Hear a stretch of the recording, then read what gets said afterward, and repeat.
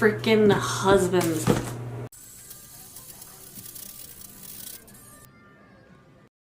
Hello everyone, what's up? Welcome to another video. Today I'm going to talk about all the books I read in September.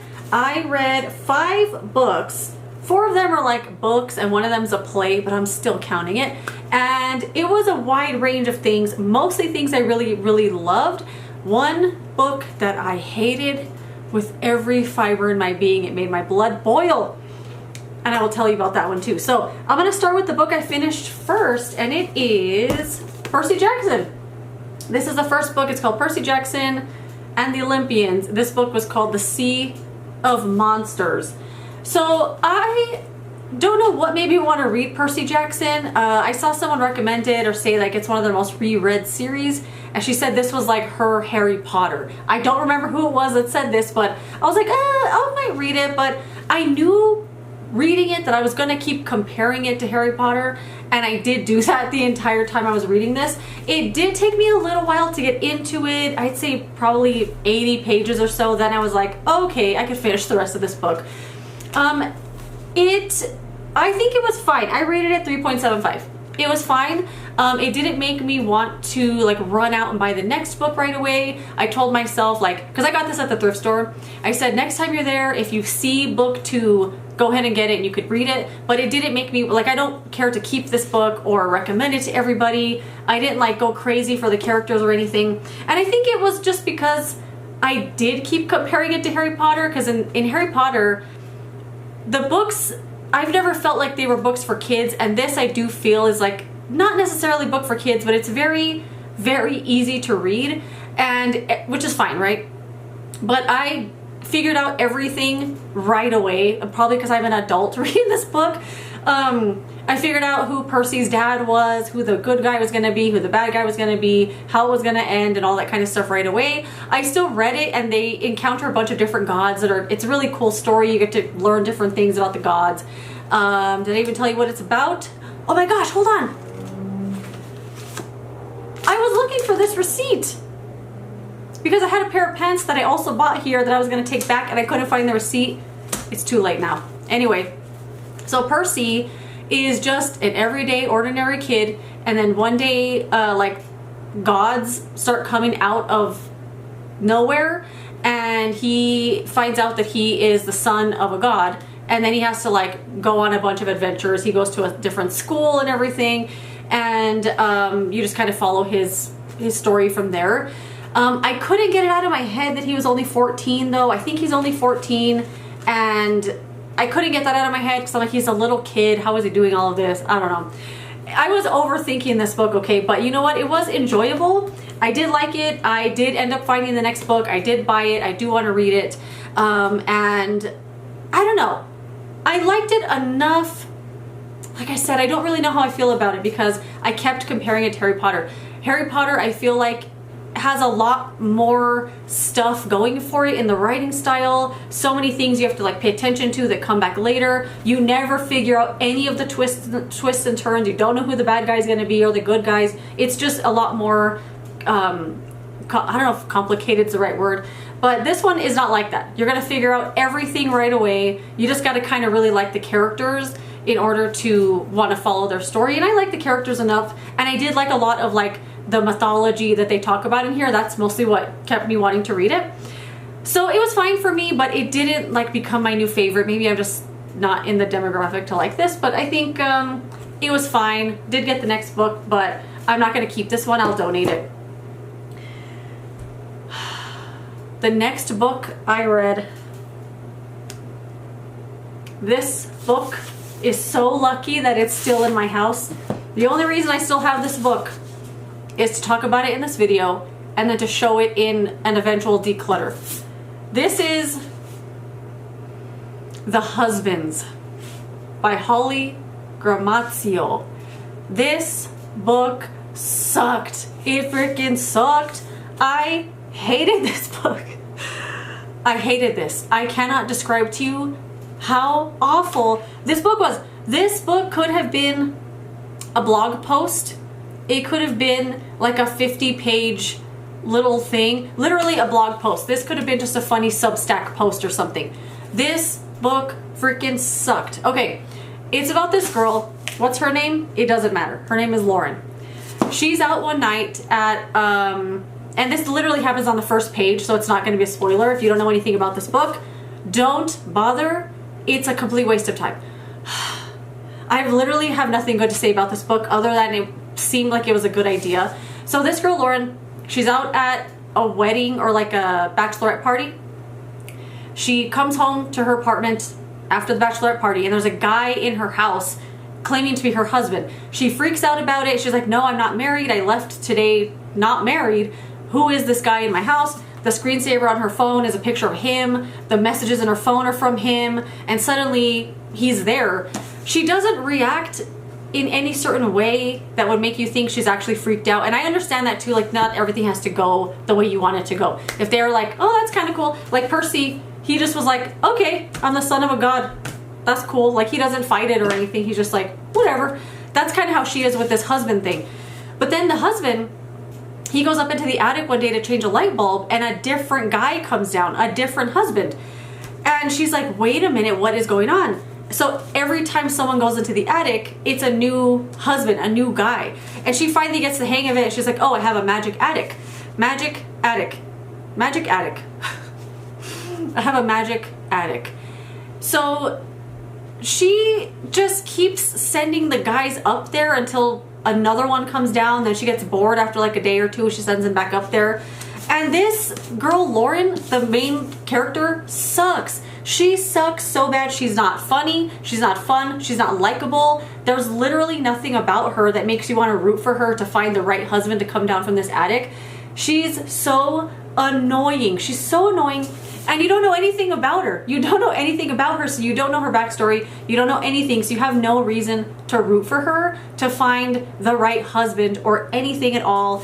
This book sucked, and it just dragged and dragged and dragged and dragged. I want to say it was like 200 pages in where I was like, nothing is happening. Nothing is happening. I'm going to spoil this whole book, okay, because it sucks that bad. I don't care about spoiling it. It made me so mad.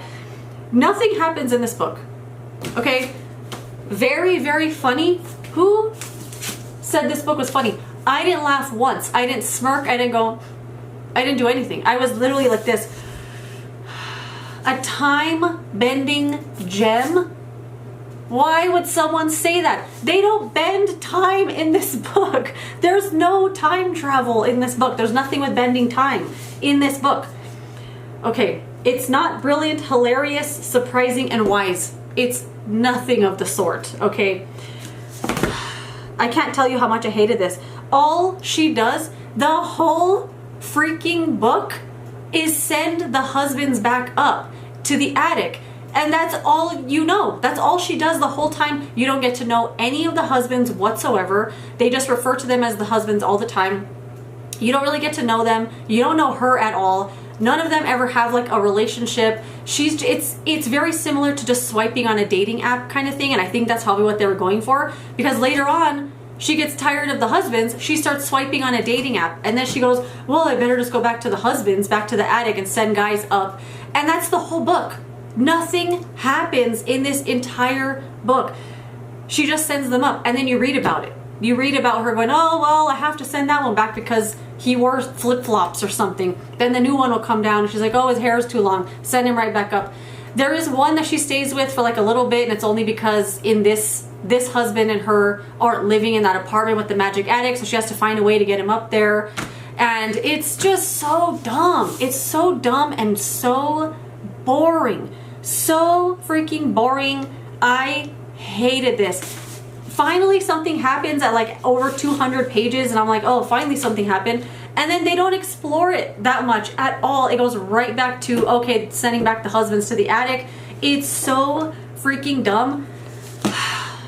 I'm telling you, this could have been a blog post, like a really good idea. I could see how this might work for a movie maybe if they took it in a little bit of a different direction. But oh god, this freaking sucked. It sucked so bad. I think I gave it like a 2.5. But mostly because there's a good story in here. It's not in here. It's really hard to find the good story. I'm done talking about it. I was so annoyed with that book. You have no idea. And then I went to read reviews. So when I'm buying a book, I don't look at the reviews first because I don't want to like go, oh, I'm not going to like it, because I don't know if I'm going to like it. I read reviews with this afterwards, and I thought a lot of people really hated this book. Some people really liked it. They thought it was a good idea, or they wish they had a magic attic to send all these husbands back up. Read with Jenna. I don't want to read any other book, Jenna. I don't know who she is. I'm over her. I'm over her. This book, what a waste of time. I'm getting heated talking about that because I can't tell you how much I hated the reading experience so much. Let's move on to something that I loved. Okay, after I read that book, I was desperate to find something really good. I was like, I need to read something good. And I went and read Death of a Salesman by Arthur Miller. 5 out of 5 right here. 5 out of 5 stars right here. This was so freaking good. So this is a play, and I didn't realize, well, I guess I knew it was a play, but I didn't know that that's the only way that it's written. Like, it's written in play form. So you're reading it with the characters and their emotions written out and everything. This little play was 135 pages, 136 pages. I don't know how Arthur Miller packed so much into this, because there's not even that many words on the page. So even though it's over 100 pages, there's not a lot going on the pages here. So this is about Willie Loman. I'm going to try to remember the names here. Willie Loman and just his family. And I feel like this whole thing takes place in a very short amount of time, like maybe a day. I don't really know, but it doesn't like span over a bunch of time. And it's just him and his family dynamic. He's a salesman, and he feels like being a really good salesman is like the best thing ever. It's like the American dream. He wants his sons to be really great salesmen too. It's the only thing he can see. He's like blinded by just wanting to be a really good salesman. I'm not going to spoil this at all, because if you haven't read this, this stuck with me. This stuck with me for days and days afterwards. I want to buy, like, this is a copy I bought on eBay, but I kind of want to buy like a nice one to have. This stuck with me for a long time, and Willie feels like dying, being the death of a salesman is like a noble death, because you did something with your life, you earned a lot of money, you had a lot of people that liked you and admired you and everything. He talks about his funeral and how everyone's gonna be there at his funeral one day, and it is just so devastating. I read this all in one little sitting, and I felt a huge range of emotions reading this. It was so devastating. That's the only word I could think of, because this guy is just like, ugh, this was so good. This was so freaking good. I can't believe how much happened in such a small little amount of pages here. It was remarkable. I'm so glad I read it, and I love it. Like, I loved this so much. The next book I read was also, I think I rated it a 5 out of 5. Let me double check. Yes, 5 out of 5. I read Sunrise on the Reaping by Suzanne Collins. This is a Hunger Games novel, and this is Hamish's story of how he went through the Hunger Games. And you might think that it's a spoiler, because you know Hamish is going to win the Hunger Games, because if you've seen the movies or read any of the books, he's a mentor in the new games, because he won his games, and that's what they have to do now, is mentor other kids to try to win the Hunger Games. This freaking book, I could not get this out of my head again for days. I cried tears. This was, again, so freaking sad. It never lets up, and just Hamish went through so much. So if you see him now and how he is as an adult, you will understand why if you read this book. I'm not going to spoil literally anything, but he goes through so much.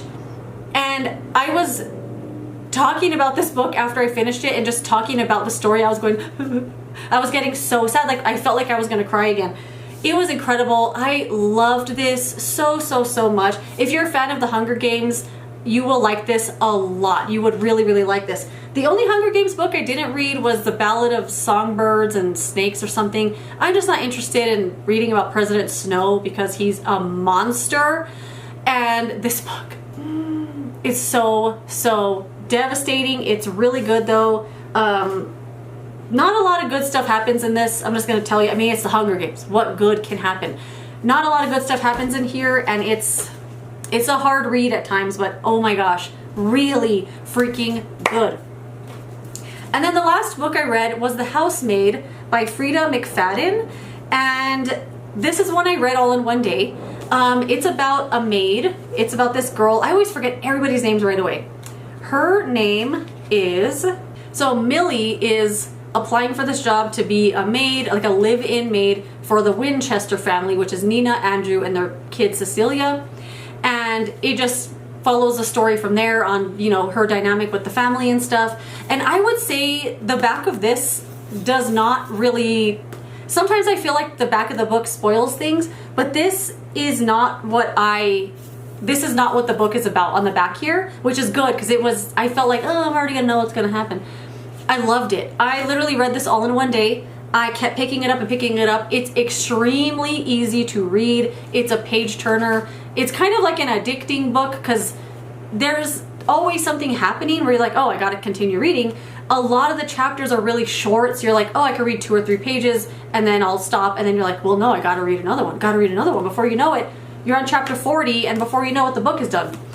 I didn't catch on to anything in this book. I didn't catch on to any of the twists and turns. I couldn't figure it out. I did not know how it was going to end at all.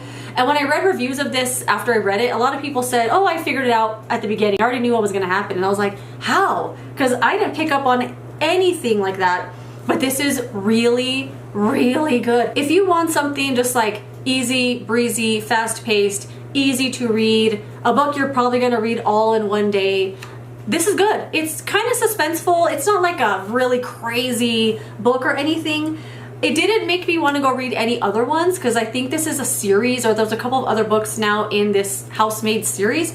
It didn't make me want to go buy any of those. I think this is fine just on its own. It was like perfect ending and everything, and I really, really, really liked this, and I loved it, actually. I think I gave it 5 stars too. It's very different 5 stars comparing this and comparing this, but I loved them both just the same. And then like this one is 5 stars, but they're all their own kind of 5-star rating, you know? But I really liked this. I like this. A lot of people didn't like it. I don't know why. Maybe it's just because they've read a lot more books, so they're comparing those to this. I don't know if that's what that is. Maybe I'm just not that well read, but I loved it. I loved it. And that's it. Those are all the books I read this month. Let me do a recap. Percy Jackson, The Housemaid, Death of a Salesman, Sunrise on the Reaping, and The Freaking Husbands. Anyway, that is it. Let me know if you've read any of these. If you liked The Husbands, it's fine. We could still be friends, okay? We could still be friends. But if you liked it, tell me why. Please tell me why you liked it. I need to know. That is it. Let me know some books you read this month. I would love to know. Thank you so much for watching this video. If you enjoyed it, give it a thumbs up. Subscribe so you don't miss my next one. And hopefully I will see you very soon. Oh, goodbye.